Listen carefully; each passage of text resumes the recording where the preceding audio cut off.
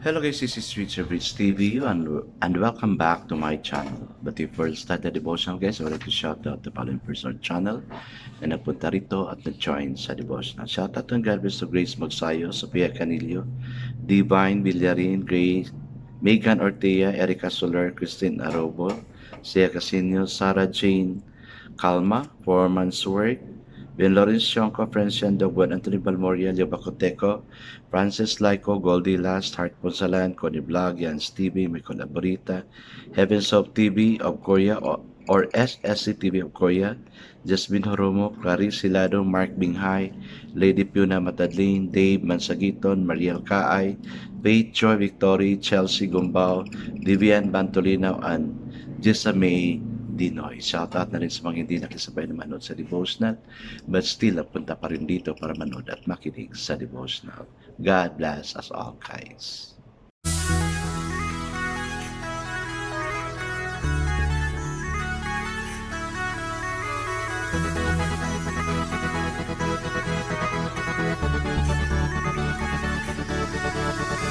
Rich TV, when you heard it, number one is on the top. Good advice is they'll never stop. Rich TV, when you heard it, number one is on the top. Good advice is they'll never stop. So, 2 days more to go at the New Year na naman. No? Kaya, ngayon pa lang, we are now prepare ourselves for welcoming that New Year. No? Sana yung New Year natin is different from the New Year we have. Sana di natin experience yung kahirapan by next year, no? 2026. Kasi it was prophesied na medyo talaga, may taghirap. And by God's grace, kaya kapit tayo kay Lord, na experience natin yung grace. I guess it's not to our devotional. Let's open the Bible to 2 Kings chapter 19 verse 14 to 19. This is about Hezekiah's prayer. Abangan natin kung ano yung prayer ni Hezekiah. And still guys, I'm using the devotional study Bible because it's just so simplified na maintindihan talaga natin. Okay, the word of the Lord in 2 Kings chapter 19 verse 14 to 19 says, Hezekiah received the letter from the messenger and read it.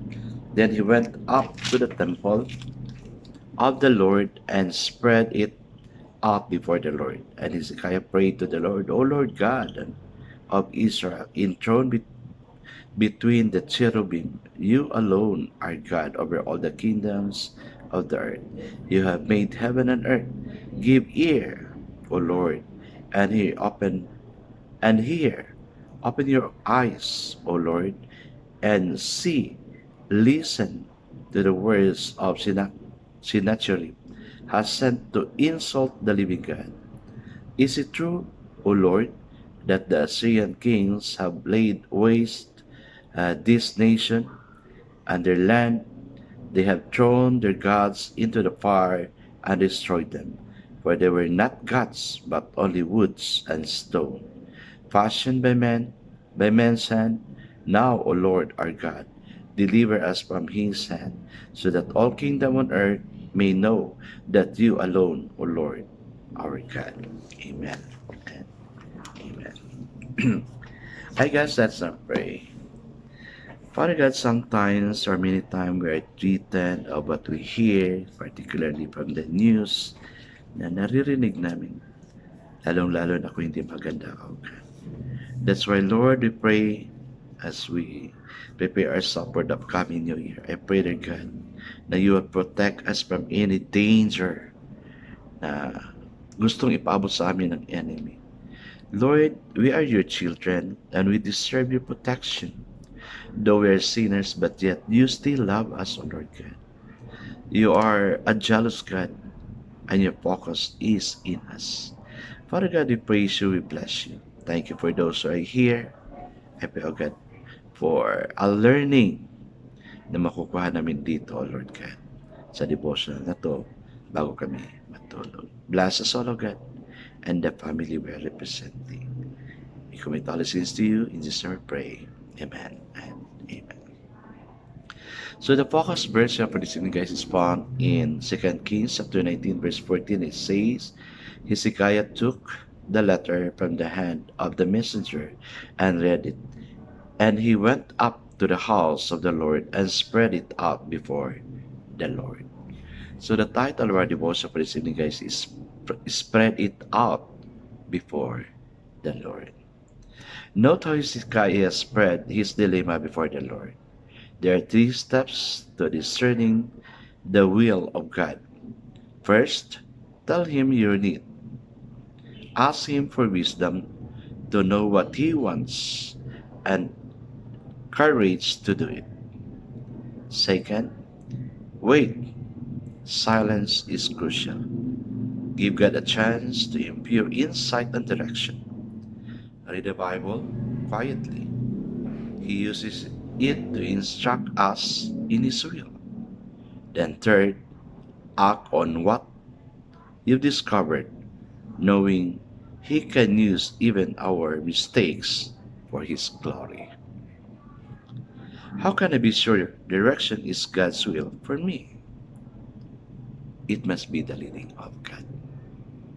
And kaya, let's be sensitive kung anong ginagawa ni Lord sa buhay natin. Consider some of the basic tests of any action or venture. By doing it, will I grow closer to the Lord? Yes, no? Pag may kailangan tayo, siyempre lapit tayo kay Lord, pray tayo, basa ng Bible, kaya it draw us closer to God. Yan yung nangyayari sa akin, guys. No? Is it in keeping with the message of Jesus Christ? Is it in keeping with the 10 Commandments? Yes, dapat. No. In line tayo kay Lord. Palagi. Will God's reign and rule be exalted? Sana. May exalt si Lord. Will it bring the ultimate good of all involved? Sana. No? Is it an expression of love? Yes, dapat. Ganon yung gagawin natin. Can I do it feeling comfortable with the Lord's presence in it? Yes, we need to. Will it be for the Lord's glory or just my own? Sana, guys, everything we do is for the God's glory. God's glory, I mean. Okay. I find that when I ask this question long in advance of a decision and give the Lord time to work in my mind and feeling, the righteous or wrongness of a direction becomes very clear. Kaya guys, if we have committed sin, may we learn from it by not doing it again. Ako, I'm so guilty about that because there are sins na napapaulit-ulit kong ginagawa. Kaya, I always ask God's forgiveness. Kasi there are times na we cannot control ourselves, no, in doing such. Kaya, let's always ask God's forgiveness. Let's spread it out before the Lord kung ano yung mga concerns natin. Gaya ng ginawa ni Hezekiah. Nakatanggap siya, di magandang balita, so he spread it out before the Lord. So whatever concerns we have, let's spread it out to God. I guess let's not pray. Father God, you're the Lord that can and will get to us. Amen and amen. Yes, guys, whatever troubles us, let's spread it out to God. God bless us always because I know God shall bless us 10 times better. This is again Rich TV. Kita-kita tayo ulit at sa muli. Paalam.